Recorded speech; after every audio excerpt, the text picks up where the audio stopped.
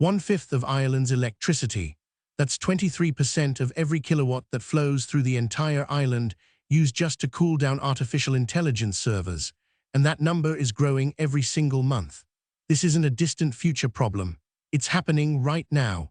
Irish data centers have quietly become one of the most power-hungry industries on the island, more than factories, more than homes, more than hospitals. The country that prides itself on renewable energy is running up against a crisis it didn't plan for, and the rest of the world is about to face the exact same problem. Here's the situation: AI isn't just burning silicon chips. It's burning electricity at a scale that's reshaping how countries think about energy, infrastructure, and the real cost of artificial intelligence. Ireland became a test case. They're the canary in the coal mine for every other nation watching their own data centers explode in power demand.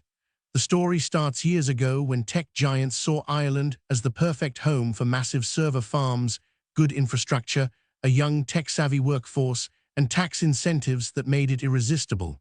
They built, they kept building, and now the island's grid is starting to buckle under the weight of it all. Ireland's been a tech hub for decades. Companies like Apple, Google, Meta, and Microsoft all set up massive operations there. Data centers started small, serving European customers, handling everyday internet traffic. That was sustainable. Then AI exploded. Suddenly, every company needed massive GPU clusters running training jobs 24/7. Energy demand didn't go up, it went vertical. One data center alone can consume as much electricity as a city of 50,000 people. Ireland's population is just 5 million. 50 years ago, data centers were invisible on the power budget. Today, they're competing with electricity from hospitals, schools, and homes across the entire nation. The Irish grid wasn't designed for this. Nobody's was. The Irish government initially encouraged investment, more jobs, more tax revenue, more tech credibility on the world stage. They weren't wrong about those benefits, but they didn't anticipate how fast AI power consumption would scale. One facility came online every month at peak. Now there's a backlog of approved data centers waiting for enough electricity to connect to the grid. Why do data centers consume so much power? Think of it like this. Imagine a stadium packed with people all thinking intensely at once. That takes energy. But then you need to air condition the entire stadium because all those minds generate heat. Multiply that by 1,000 and you're approaching a modern AI data center. The chips themselves consume enormous power. An NVIDIA H100 GPU pulls hundreds of watts continuously. A data center might house thousands of these. But here's what matters. All that power generates heat, massive amounts. Without cooling, chips overheat and fail. So you need enormous cooling systems running 24/7. That's often half the total power bill right there.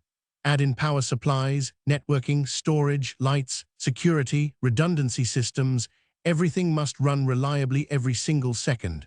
One outage costs millions. So data centers are engineered for zero downtime. That reliability margin comes at an energy price. The result? A large AI training data center pulls 50 to 100 megawatts continuously. That's the same as a coal power plant, but instead of powering a city of 200,000, it's training one AI model, a model that might be replaced in 2 years. Now multiply that across dozens of facilities, all competing for the same grid capacity. And you see why Ireland's in crisis. What does 23% actually mean? The Irish Prime Minister announced the figure and basically said the system is stretched. They're not building new houses in some neighborhoods because there's no power capacity left. Hospitals delayed expansion plans. Hyperscaler data centers keep arriving saying they'll invest billions if the country can just find electricity. One facility, Metacom in Northern Ireland, consumes enough power annually to supply Belfast. Another expansion would match a medium-sized coal plant. These are official planning documents, not exaggerations. The Irish grid operator has had to reject new data center requests because capacity doesn't exist. This creates a bizarre negotiation. Government says no more data centers, tech companies say their investment is vital, and climate commitments keep ticking down. Meanwhile, Ireland generates 40% of its electricity from renewables, mostly wind. World-leading, but when the wind doesn't blow, the grid falls back on fossil fuels and imports from the United Kingdom. Suddenly, Those renewable credentials get complicated when you're hitting physical generation limits.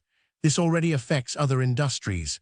Schools can't expand, factories can't upgrade, housing development stalled in some regions, all because the grid is maxed out serving data centers. And here's what the headlines aren't telling you.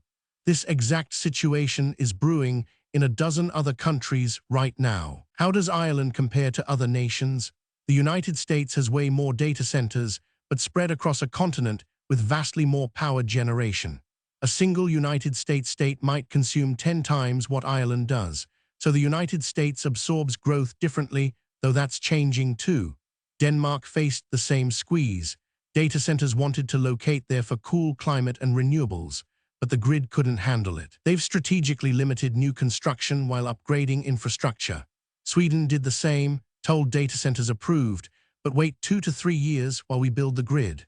The Netherlands imposed a hard cap on data center power. Germany's watching its boom and panicking about stability. The European Union is now coordinating conversations about data center power, not as environmental policy, but as grid security. If too much capacity goes to data centers, ordinary people and industries start losing power. China and India are building massive data center infrastructure with one advantage: government control over allocation and the ability to prioritize however they choose. The pattern is clear. Every wealthy tech nation is running up against the same limit. It's not whether you'll face this problem, it's how fast and what you'll sacrifice. Ireland just hit it first because they condensed years of growth into a single decade. And here's the twist nobody expected. The solution isn't more electricity. It's about how the world decides which industries matter most. What does this mean? First, AI economics are about to change. If you can't build a data center because the grid won't support it, your AI ambitions stall. Companies might move operations to countries with more available power, Eastern Europe, underutilized grids elsewhere. Second, energy becomes geopolitical advantage like never before. Countries with abundant power attract data centers, jobs, and taxes. Countries without are locked out of the AI race. This pressure's building new power plants fast, usually fossil fuels short-term, not renewables. Third, climate goals and AI goals conflict directly. Ireland wanted carbon neutrality. To support AI's economic opportunity, they might delay those targets or build more fossil fuel infrastructure. That's being actively debated in Irish policy circles right now. Fourth, electricity prices rise for normal people. Data centers consume power that would otherwise go to homes and businesses. More scarcity means higher costs. Your bill isn't rising because you use more power. It's rising because machines are using it instead. For you as an AI user, every prompt you send to ChatGPT, every image you generate, every video you watch, you're contributing to this pressure. Using AI isn't wasteful, but it's worth knowing the real cost beneath the surface. And this is where things get really complicated. There's no easy solution. You can't uninvent AI, and you can't tell companies to stop building. What can actually be done? Real solutions exist, but they're expensive and slow. First, improve efficiency. Liquid cooling cuts power needs by 40% versus air cooling. Custom chips for AI training use less power than general-purpose GPUs. Microsoft and Google deploy these already. Helps, but not nearly enough. Second, build more power generation capacity. This takes years. Ireland needs renewable infrastructure, more offshore wind, solar, and tidal power. The United Kingdom and Ireland are planning massive offshore wind farms, but these take 5 to 10 years to build and billions to finance. You can't solve next year's problem with decade-long infrastructure. Third, distribute data centers globally. Spread them to places with abundant power: Iceland with geothermal energy, Norway with hydroelectric capacity, Canada with water cooling potential. Works, but it's slow and requires international coordination. Fourth and most controversial, cap data center growth or pause new construction. You literally say, no new data centers until we build the grid. It slows AI development. It also protects the grid and builds time for infrastructure. Ireland's edging toward this approach. The hard truth: no single solution exists. It's a combination of efficiency improvements, massive infrastructure investment, and accepting that AI growth might slow in some regions while others catch up. None of these happen quickly, and all of them cost serious money. So here's what this means for you. If you live in a country racing to build data centers, the United States, Europe, Australia, your electricity system faces real pressure. Prices go up. Grid infrastructure investment accelerates. Some projects get deprioritized for grid capacity.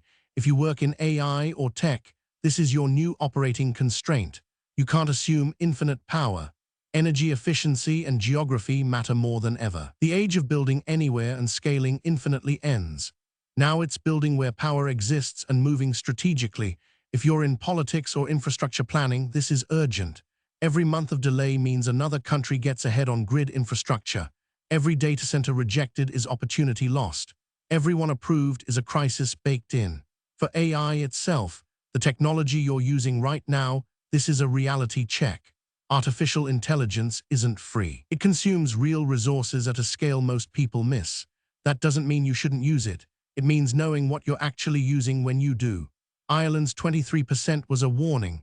The world's just realizing it now, because every tech-dense country follows the same path, and they're all about to hit the same wall. This is the story that shapes AI's next decade. Watch how different countries solve it. Some will get it right. Others will face chaos trying to catch up.